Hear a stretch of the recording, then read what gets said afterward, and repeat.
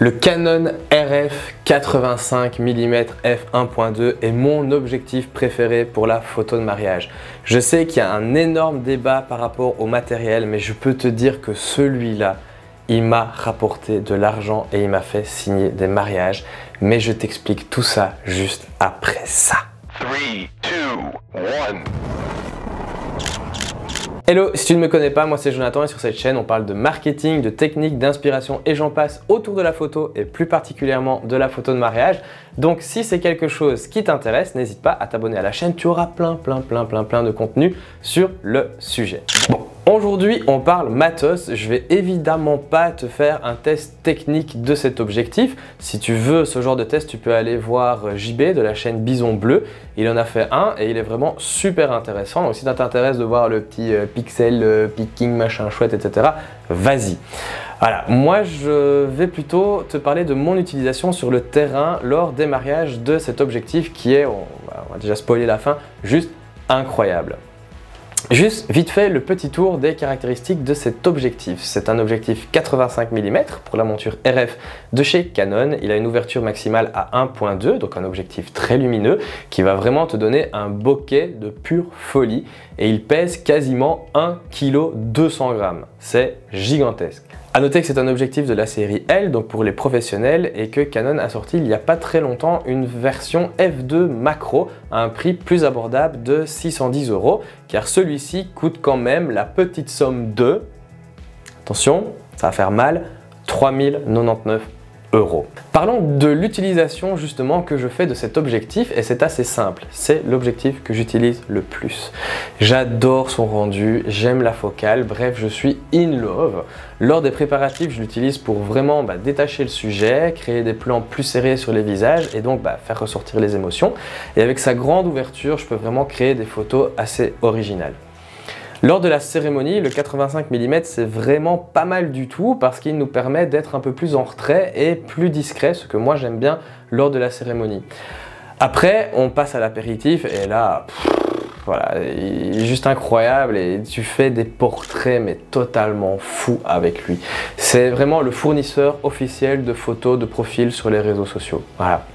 Même quand je prends les photos de groupe, j'en fais chaque fois une au 35 pour avoir un plan d'ensemble et puis j'enchaîne directement avec le 85 pour un plan un peu plus serré et je fournis les deux photos. Lors de la séance couple, c'est mon objectif portrait et pour la soirée avec son ouverture à 1.2, c'est vraiment un atout majeur en basse lumière. J'ai vraiment hyper envie de te parler de l'autofocus de cet objectif parce que comme tu sais, il ouvre à 1.2.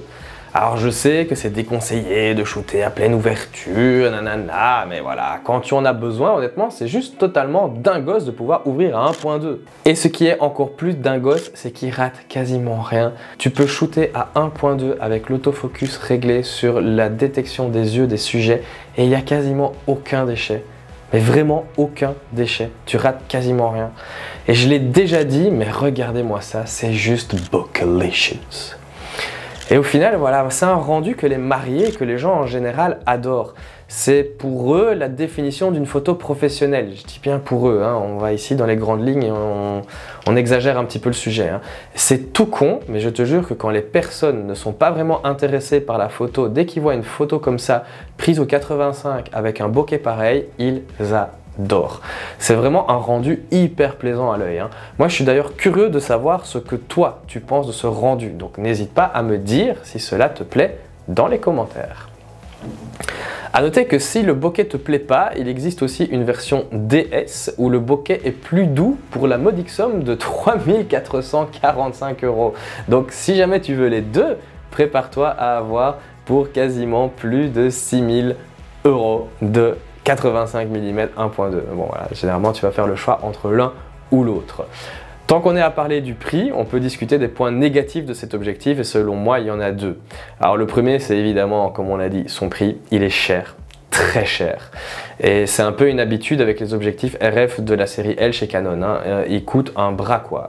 Tu sais que quand je l'ai acheté, je l'ai eu pour 2999 €. Voilà, avec 10% donc de réduction que j'ai eu dessus, donc je l'ai payé 2700 €.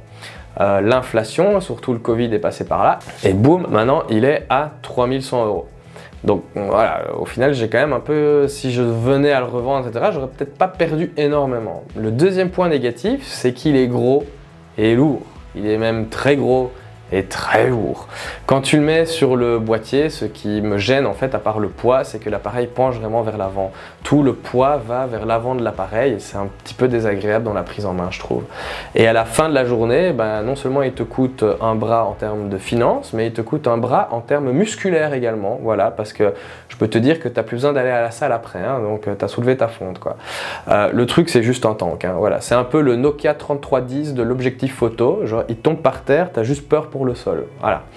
Bref, si je dois conclure, je dirais vraiment que c'est un objectif photo juste incroyable pour moi. Il coche toutes mes cases en termes de performance photo. Et ces deux points négatifs que sont le prix et le poids, eh ben, honnêtement, tu passes tellement au-dessus tant la qualité optique est là. C'est bien construit, l'autofocus est incroyable, ce bokeh, voilà, mon Dieu, j'adore. Bref, moi je suis fan et j'aime vraiment bien le rendu d'un 85 mm. Mais ce que je voudrais que tu retiennes, c'est que parfois un objectif, c'est un investissement. Oui, le matériel ne fait pas tout, mais il peut aider et celui-ci m'aide. Donc vraiment, sans aucun regret. Si cette vidéo t'a aidé, n'hésite pas à soutenir la chaîne en t'abonnant, en laissant un pouce bleu ou un commentaire car cela m'aide beaucoup. On se retrouve bientôt pour une prochaine vidéo. Et n'oublie pas, d'ici là, prends des initiatives, sors de ta zone de confort et n'oublie pas que c'est en faisant qu'on apprend. Salut!